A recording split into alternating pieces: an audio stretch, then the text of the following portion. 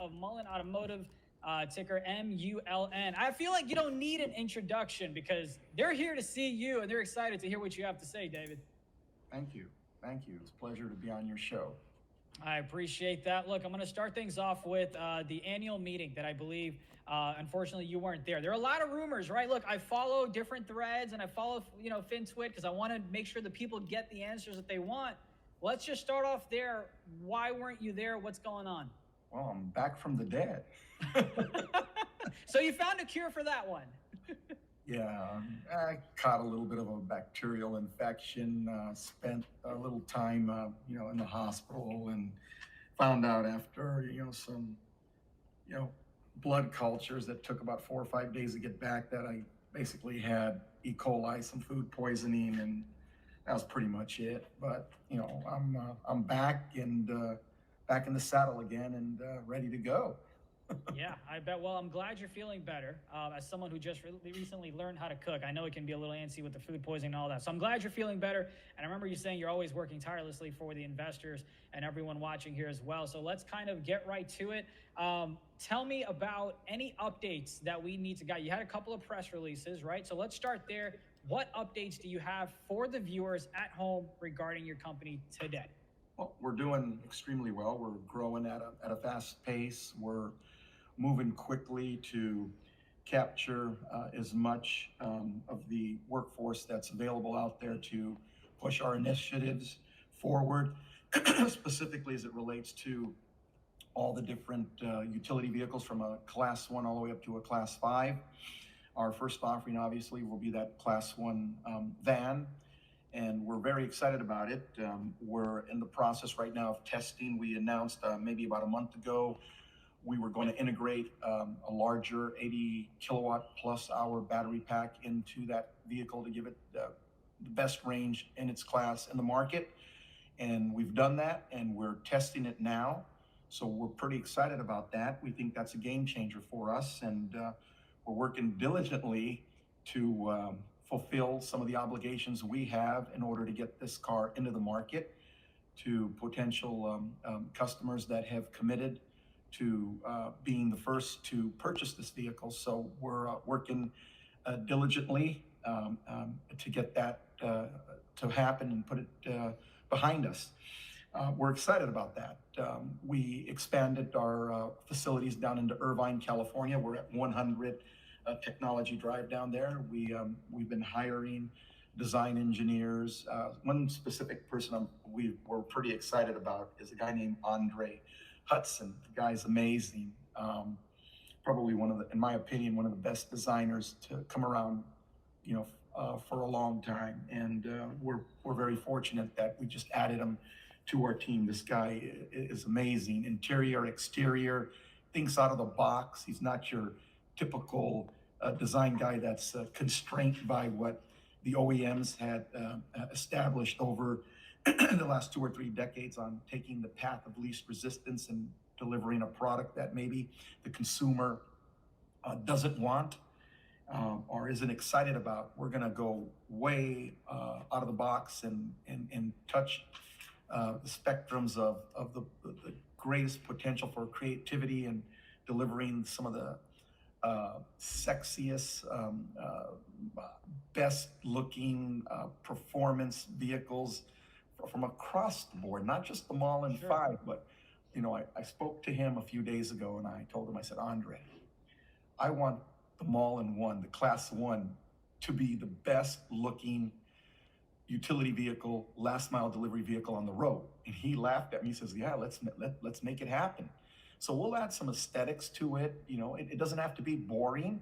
It's going to have great performance. It's going to have some of the best safety features we know now, with the 3 airbags that the vehicle has, and now the systems that where the driver can have a computer workstation, a phone, being able to communicate in whatever manner that his dispatch would want him to operate in.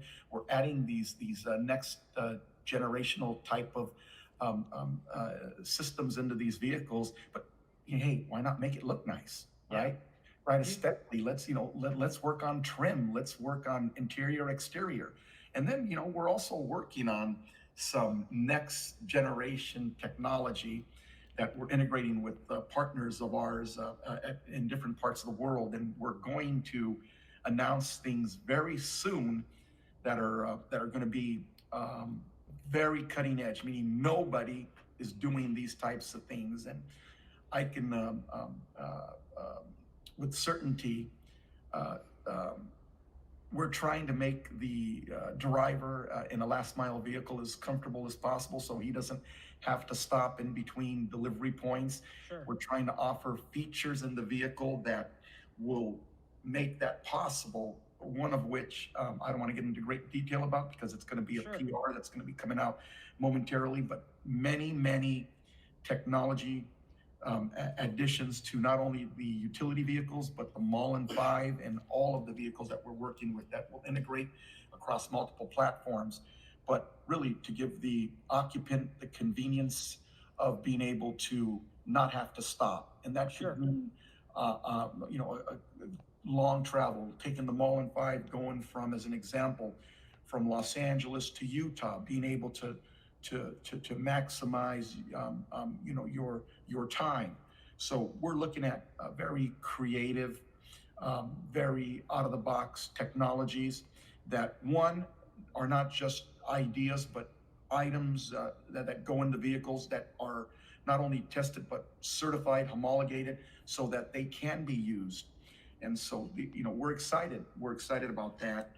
We're also very excited about the path that we're taking in expanding our outreach into the Detroit market. We're talking about where it all started, right? We're talking about Michigan. We're talking Sure. about getting out there into Troy, into Pawnee, into what I call the automotive corridor. If you take a look at Tunica, Mississippi, which is our factory. Yeah, I mean, I saw the expansion that you had in the PR in the Michigan area. Now, you said you'll have a PR coming out momentarily. Momentarily is open interpretation, right? So, are we speaking in terms of this month? Oh, what's the multiple a gluttony of PRs that are going to come out. We're timing them so that we want to make sure that all the I's are dotted, the T's are crossed, and we have a lot of stuff to announce. We kind of deliberately have been quiet for a while, but we're not going to be quiet anymore. So let's talk about that if we can, right? I know you like sports, you like the sports analogy. The way that I saw your last interview with Spencer was kind of like the 1st and 10, right? And then on June 3rd, you said you had a pilot program that delivery was made on May 12th. You said the customer was happy, and you'll share more details by the end of the quarter about order size, all that other good stuff. I feel like we were at 1st and 10. We didn't get a lot of information. I feel like we just took a sack. How are we going to get back, and what is going on with that F500, right? Well, yeah, What's the deal with that? Yeah, absolutely. That's actually a very good question. I thought I answered that question on multiple occasions and multiple press releases through shareholder updates. The reality is that the vehicle was tested. They came back and said, look, these are things that we want in order for us to be comfortable to continue and progress to the purchase order and subsequent purchase of these vehicles. And we said, sure, we're going to accommodate you. You tell us to jump, we say how high. So one of those things that was a concern of our customer is the fact that the pack, right? They wanted better range, a better reliability. So they wanted some adjustments made during the pilot absolutely. Okay. That's the reason for the 80 kilowatt-hour pack. Well, we primarily tripled the capacity of the pack, and we moved quickly. We were working on it anyway, so we moved the vehicles to California. Right. And we integrated an 80 plus kilowatt hour pack into the vehicles, and they're currently being tested. When does that kind of testing period kind of end then, right? Because you said you had the pilot program, you made some adjustments based on feedback that they gave you, if I understand your words correctly, and now we're back in the, hey, making sure they're happy with it. When do you expect? They're anxiously waiting. They believe it or not, they call us on a regular basis wanting to know when are they going to be coming back, because they want to validate the changes we've made. And one of the things, in all fairness, is they were really concerned about safety. And just so let me be clear, typically and I'll use UPS as an example, their vehicles don't have to be certified for airbags because they're a one passenger vehicle. And you've noticed, you'll see that your typical UPS driver has the one driver's seat, and then there's just a open area where a passenger would be. And they do that to avoid having to homologate and provide airbags. And we could have done that as well, like most of the guys do in that space, and we chose not to. Well, we went for safety, and we made sure that the vehicles were going to have airbags. Now, we're not going to have a passenger seat, but we're going to have a control center with a computer mounted system where they can have a workstation with a computer, a phone, and all the things that they would need to communicate with dispatch. But the truck's going to be very, very safe. Sure. And we mean, we're shooting for the highest standards, right, as far as certification and homologation. And we'll get to see that in the future, I'm sure, with PRs. And I really do apologize because I have so many questions, and the chat wants to hear more as well. So please, apologies on my end for that. But look, I'm going to ask one question about the F500, then let's move on to other topics. There's a lot of discussion as well. Are you able to today give us a name of what that company is, the order size, and all that stuff?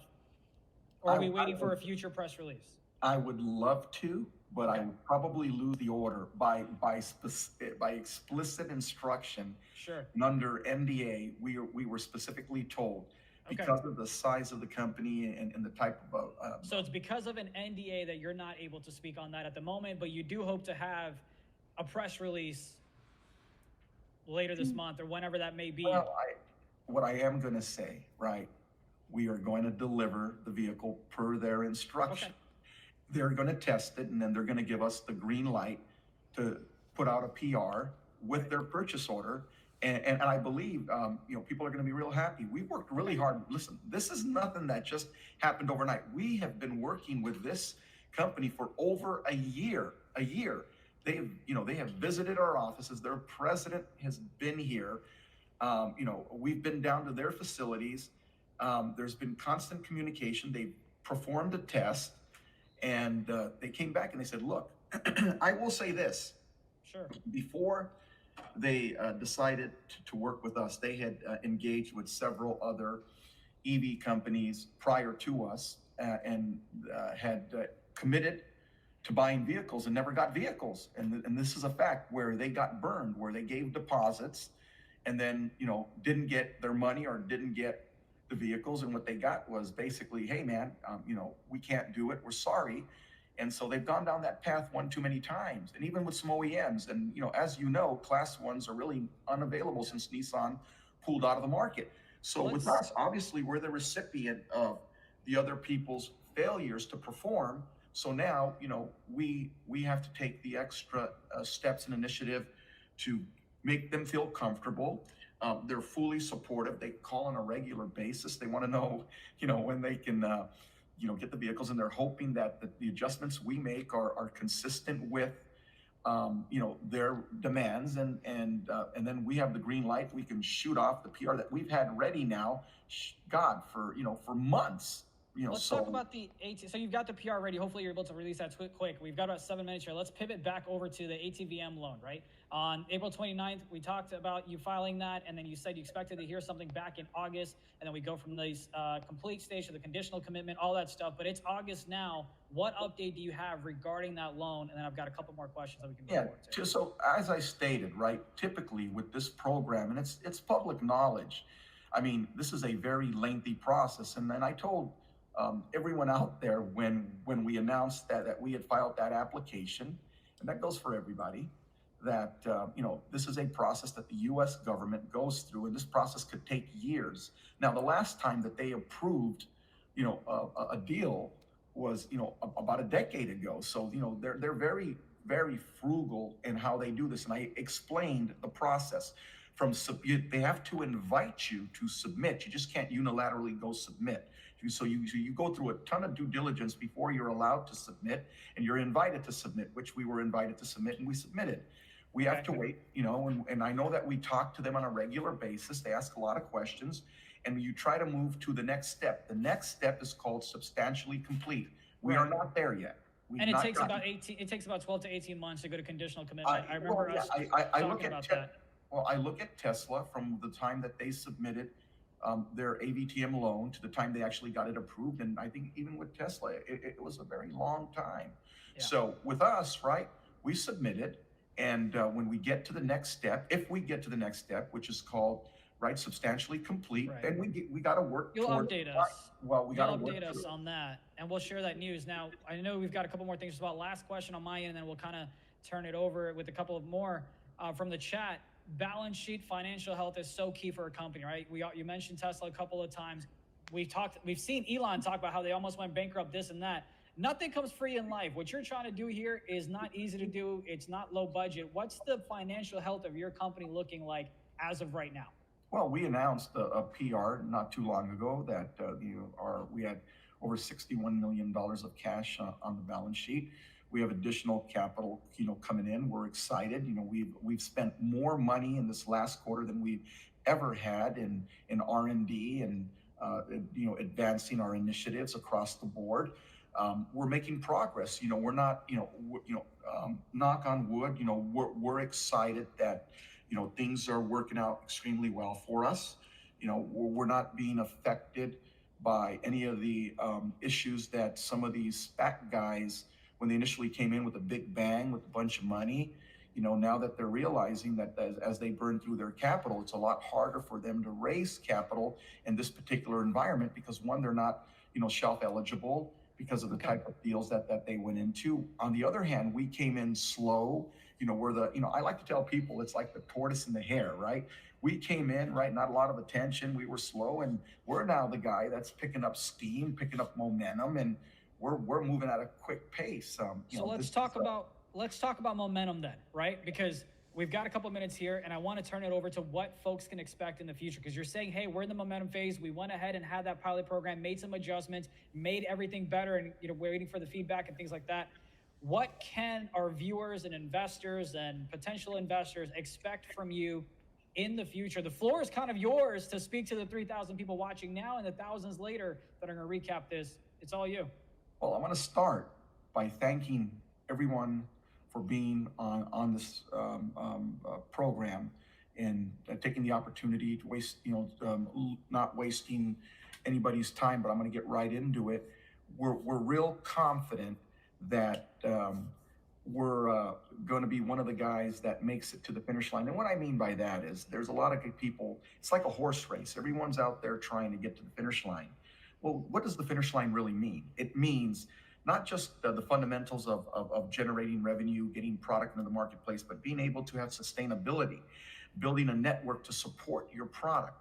We believe that we have the history, the experience, the knowledge, the team to be able to do that and to do it consistently. We've put processes in place across the board. We've hired some of the top-notch people from the space with hundreds of years of combined experience to do one thing, to make sure that this succeeds on all fronts. We're very active. I've been working nonstop, not just on the different Mullen projects from the Class 1 through Class 5 initiatives in the Mullen 5, but I mentioned last time, and I'm surprised that you didn't key on it, but we said we were working on some pretty big opportunities, right? One of which we have been nonstop, literally, prior to getting on this conversation with you. We were on the phone for 3 hours with the lawyers on both sides of the spectrum on a deal that I'm very confident, and I've put myself in the hospital working this thing. I mean, endless hours, going nonstop. From 7 a.m. Pacific to 12 a.m. Trying to get this thing to the finish line, and we're talking a ton of attorneys, accountants, auditors. I mean, if we accomplish this, which I believe we will, and we will have an 8K and PR that will come out in the very near future. And if this completes, this will be a first of its kind. We are going to tip the entire EV space on its head. Okay. And, you will be interviewing me in the very near future, telling me how the hell did you guys do this? Well, I look forward to that, Oh, David. I but look forward to that. we are working feverishly Yeah. to accomplish this goal. This will change. This will change the complete dynamics of how people view the electric vehicle space and how they view Mullen in that space. But over and above all of the opening up of the the Detroit facility, the Irvine facility, our battery development, then in our Monrovia facility in Monrovia, California, we're progressing. We're going to be able to produce 30,000 vehicle packs per year at that facility. When I said we're serious about scaling up, taking the solid state polymer cell and scaling that to the vehicle pack level, we were serious. We are now working towards that.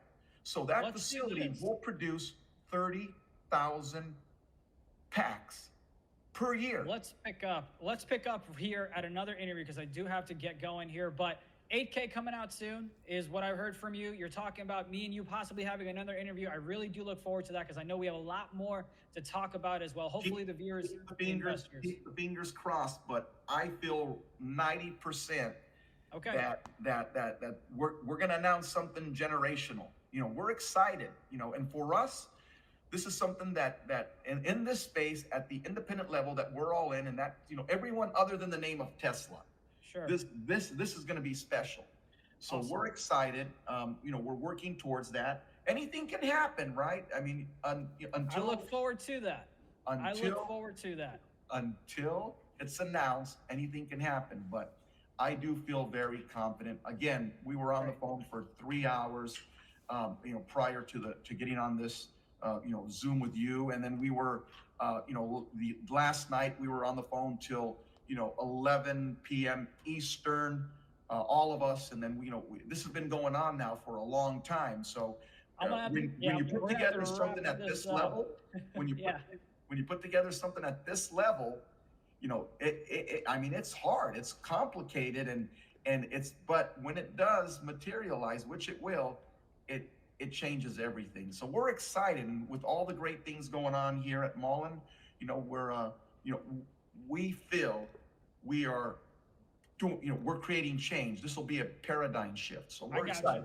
I got producers in my ear, so I really do apologize for hurrying things up here. But David, I am hoping that this is not the last time you and I speak and you and I talk. I really do look forward to the 8K and any other PR releases that you're going to have. So stay tuned to Benzinga Pro for any of those updates. That is David, CEO of MULN is the ticker. Thank you again, David, for your time. And of course,